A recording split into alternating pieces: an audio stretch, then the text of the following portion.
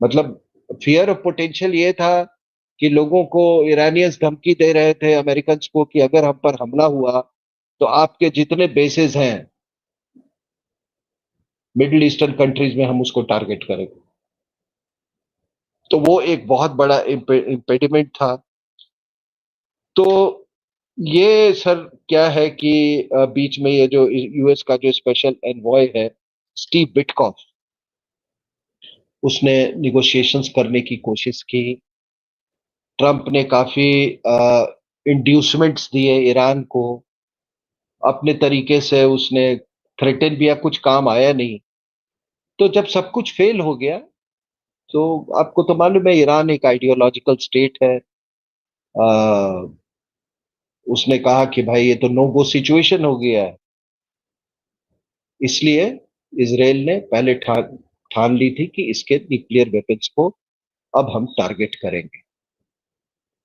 और चूंकि पाकिस्तान भी एक वहां पर भी न्यूक्लियर वेपन्स पड़े हुए थे, they are driven out of the picture, so India had set the stage for Israel to take action against Iranian nuclear weapons program. तो ये कहानी है सर। और इसको इस नजरिए से देखिए और इस पर चिंतन, जो हमारे सुनने वाले हैं, जो मैंने कहा उस पर चिंतन करें वो,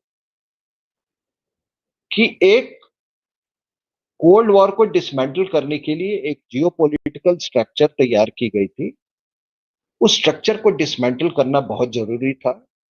उस स्ट्रक्चर में आई मैंने 19 से द ईयर दैट वाज 1975, बहुत कुछ हो रहा था उस समय 1979 में। इनफैक्ट कोई किताब नहीं लिखी गई। मैं at one point of time I was very much inclined on taking up this subject for a book, the year that was 1979। और बहुत सारी चीजें हैं अगर आप वर्ल्ड का जियो पॉलिटिक्स देखें तो। सोवियत इन्वेजन हो गया सर, अफगानिस्तान में चक्कर पड़ गया हाँ, था, ईरान का चक्कर बहुत पड़ गया सारे था, बहुत टेररिज्म केम अप, ये वो उधर पे हाँ, हाँ, हाँ। दी वो क्या है वो जो आपके Ireland and rise British started up, rise of Ziaul Haq, then yeah, that 79 was a very, very eventful year in the history of the world. And तो न्यूक्लियर ये टेंशन उसको काफी हाई थे उस टाइम पे। तो उसको डिसमेंटल करना था।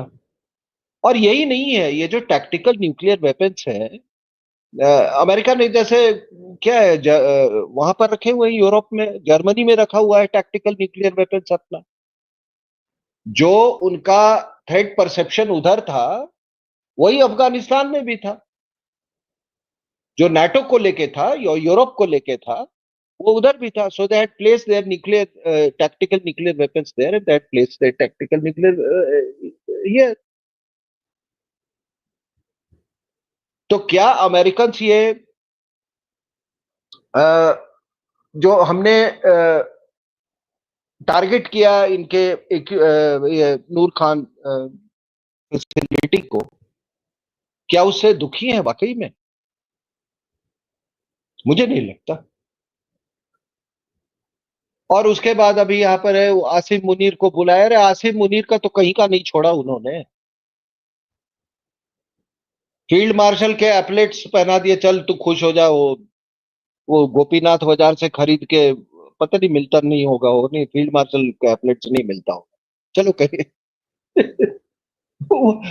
वो पहन ले ऊपर से, और नीचे से उसको नंगा कर दिया लेके। अब हमारे यहाँ लोग परेशान घूम रहे हैं। उसको तो बुला लिया जी, उसको तो बुला लिया। अरे क्या करेगा वो? उसको नंगा करोगे, अब क्या, अब उसको मार दोगे तो क्या होगा उसको? ये भाई ठुकाई के बाद उसको कुछ तो आपको उसको फेस सेविंग तो कुछ देना पड़ेगा उसको। तो ये है आदि वो जो ख्वाजा आसिफ का जो वो स्टेटमेंट था, मेरे कान में वो रिंग करता रहता है कि we did your dirty work. अब वो डर्टी वर्क जो है वो उनका कहा कि अब मत करो तुम डर्टी वर्क यार, अब ये सर ये सो पाकिस्तान से मांगेगा क्या सर? क्या पाकिस्तान से मांगेगा क्या सर?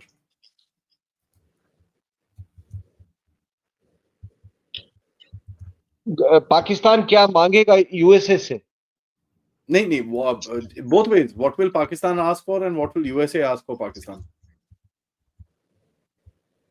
देखिए क्या था ना, मेरा अपना मानना है कि एक बड़ा अच्छा एक सवाल उठता है कि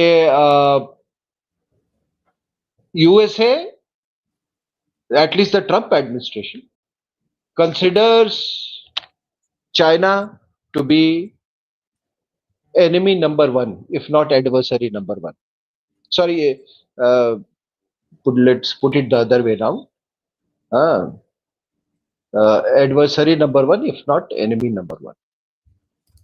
अब इन दोनों के साथ डीलिंग है पाकिस्तान की, not dealing. I mean, it has got, it is in a strategic embrace with China.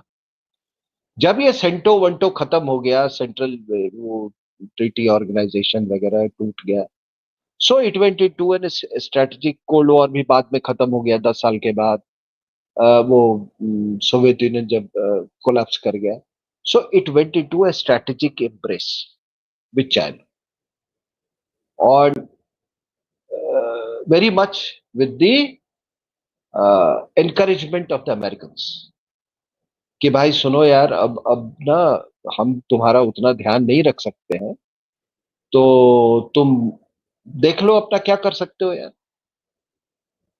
तो अफगानिस्तान वगैरह में था तो इनकी कुछ इंपॉर्टेंस थी, धमकी वमकी भी दिया इनको, और ये धमकी सुन भी लिया।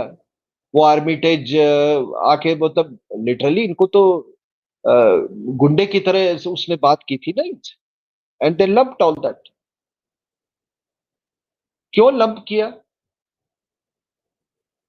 क्योंकि कुछ चाबी इनके पास अभी भी थी, बहुत सारी चाबी इनके पास। बाकी वो छोड़ दीजिए, वो बच्चे और प्रॉपर्टीज और ये और वो सब। प्रॉब्लम क्या है कि व्हाट द अमेरिकन बाद में अगर वो रिजेंट भी करते थे, कर रहे थे Pakistan China strategic embrace, they couldn't do anything about it because of this fact कि उनके टैक्टिकल न्यूक्लियर वेपन्स और डिलीवरी सिस्टम्स यहाँ पड़े हुए थे। They couldn't do anything because ये नूर खान एयरबेस जो था उसको यहाँ ये मेंटेन किए हुए थे, तो ये उसका एडवांटेज उठा रहा था तो ये पाकिस्तान जी। मेरा एक इसके अंदर एक छोटा सा सवाल है सर, जब हमने ये करा, हमने थोड़ी जगह से जो अमेरिका के यहाँ पर चीजें पड़ी थी उसको थोड़ा सा वीकन तो करा होगा ना उसकी पोजीशन को? नहीं कोई यहाँ पर आई डोंट थिंक किसी को इस बात का, देखिए हमारे आपके बीच में जितने भी मैं कई डिस्कशंस में आपके साथ, दीक्षित साहब के साथ जयपुर डायलॉग्स में ऐसे भी जब भी बात होती थी तो ये बात तो आती थी एक बार उठ के कि Pakistan has no control over any nuclear assets, ये आती थी बात। ये कैसे होता, ये कैसे हो रहा था, ये हम नहीं समझ पा रहे हैं। वो मोदी साहब ने समझा दिया कि कैसे हो रहा था, वो दुनिया के सामने खुल के आ गई। इस सीक्रेट को एक सीक्रेट रखने के लिए they had to they had to keep all the army chiefs of Pakistan in good humour, और rather the Pakistan military in good humour, इस चीज को वो रखने के लिए। और उसका इन्होंने फायदा उठाया। फायदा जब तक फायदा यहां तक उठा कि जब उन्होंने चाइना पाकिस्तान इकोनॉमिक कॉरिडोर का जब ये किया, that was the red line for the American का। ये अरे बाप रे, ये मैं मिडिल ईस्ट में इब्राहिमिक अकॉर्ड्स कर रहा हूं, मैं रीजन में वो कर रहा हूं, मैं वहां कॉरिडोर निकालने की कोशिश कर रहा हूं, मैं वो हमारा इंडो पैसिफिक स्ट्रेटजी है, इंडो पैसिफिक स्ट्रेटजी का जो सबसे one of the most important मतलब सेंटर्स है द पर्शियन गल्फ, उस स्ट्रेटजी का तुम उसी पे चोट मार रहे हो चाइना पाकिस्तान इकोनॉमिक कॉरिडोर पे। तब जाके इन्होंने कहा कि नहीं, ये हमारा रेड लाइन, ये नहीं हो सकता।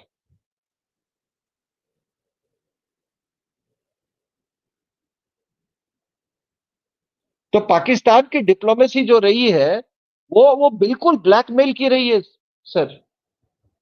कोई आदमी अपने पार्लियामेंट में खड़ा होके ये बोलता है कि आप we did your dirty work for so many years. अरे तुम क्या आदमी हो यार? अगर कर भी रहे थे तो बोलने की क्या जरूरत है?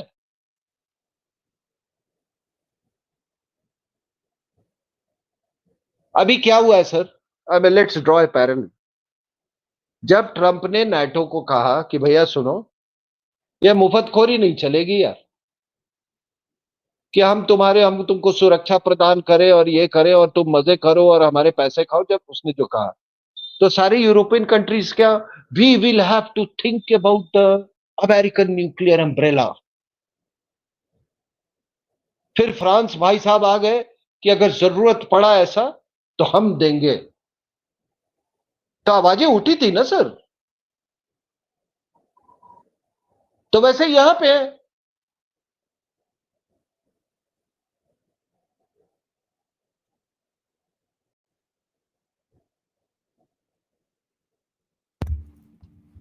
तो इस पूरे सिचुएशन में भारत को क्या करना चाहिए?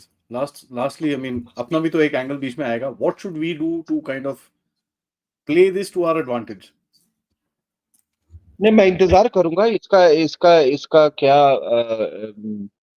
आउटकम If I may, होता है sir, ये जो। sorry, just to add, what should be the touch points that we should see? क्या क्या देखना चाहिए हमको होते हुए when we know अच्छा हाँ ठीक है ये चल रहा है।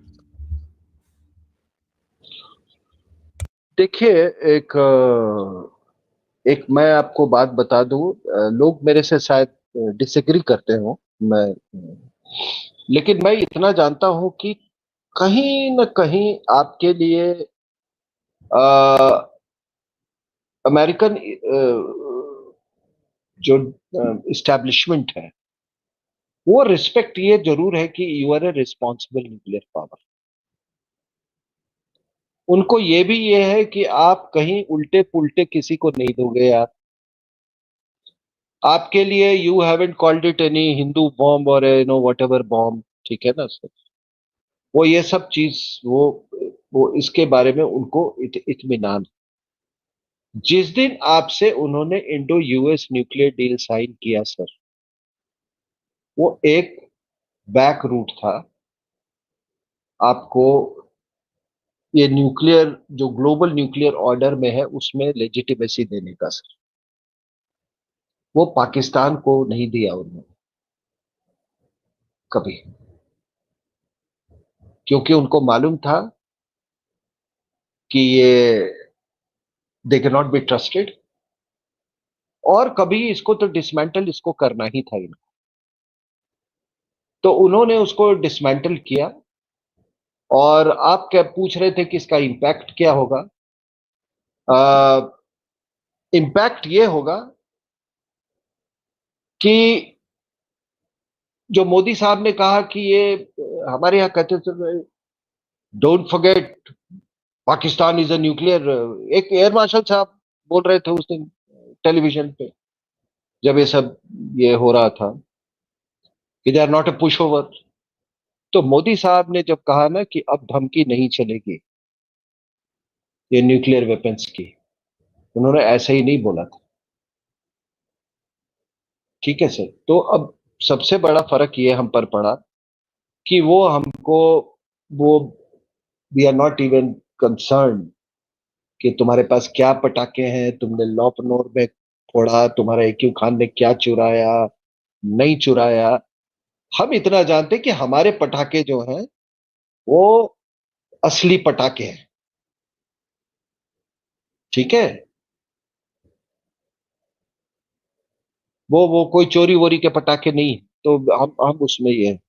दूसरा क्या है कि इससे पाकिस्तान के प्रॉक्सी वॉर में तो बहुत फर्क पड़ेगा। जो उनका तरीका अभी तक रहा है प्रॉक्सी वॉर का, उसमें बदलाव जरूर आएगा। तीसरा यह है कि एक पैराडाइम तो हमने सेट कर ही दिया। जब हमने रिएक्ट किया ऑपरेशन सिंदूर के जरिए, जो पहलगांव में हुआ, वो पैराडाइम अभी वो चलता रहेगा।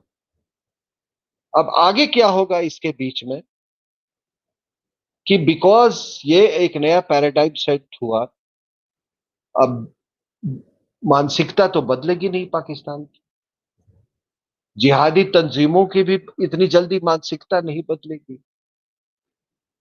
तो वो हो सकता है कुछ ऐसे ऐसे काम करें अकेले या किसी और देश से मिलके, किसी आपके जहाज में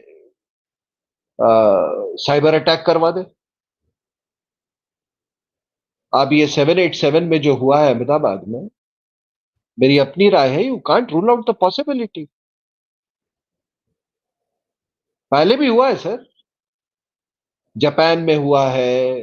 हाँ, थालेस कंपनी जो है उसने पूरी एक बुकलेट जारी की थी, ये चाइना का जो ये साइबर ये है उसका। So anything is possible. अपने मित्र देशों तुर्की के द्वारा कुछ करवा सकता है भाई। तुर्की के इंजीनियर साहब के ये कर रहे हैं, that is how you penetrate. तो इस तरह के चीजें जो हम अभी तक जो इनका पैटर्न था, जैसे 2611 एक पैटर्न था सर, मतलब जो जो एग्जिस्टिंग पैटर्न था उससे एक मेजर डिपार्चर था। इट वाज अ मैरीटाइम जिहादी अटैक।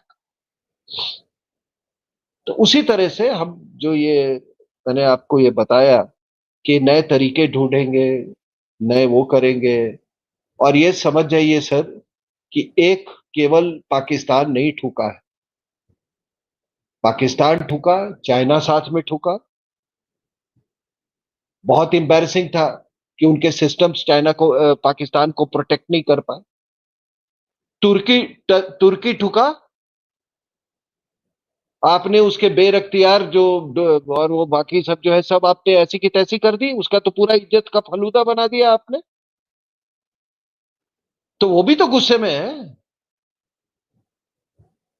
और एर्दोगन भी एक तरह का वो टेररिस्ट है, तो सबको मालूम है। So I will rest my case here. और मेरी अपनी ये सोच है, अब देखिए ये क्या होता है इसका। लेकिन इतना मैं कह सकता हूं कि मिडिल ईस्ट में दो बहुत बड़ी समस्या थी, गाजा और ये ईरान। और उसके लिए उसके पे कार्रवाई हुई है, पहले से भी चल रही है। और ये पूरा रीस्ट्रक्चरिंग चल रहा है, ये जियो पॉलिटिकल री इंजीनियरिंग चल रहा है। और ट्रंप को कृपया डोंट डू द मिस्टेक, उसको अंडर एस्टिमेट मत कीजिए। वो एक उसका अपना स्टाइल है।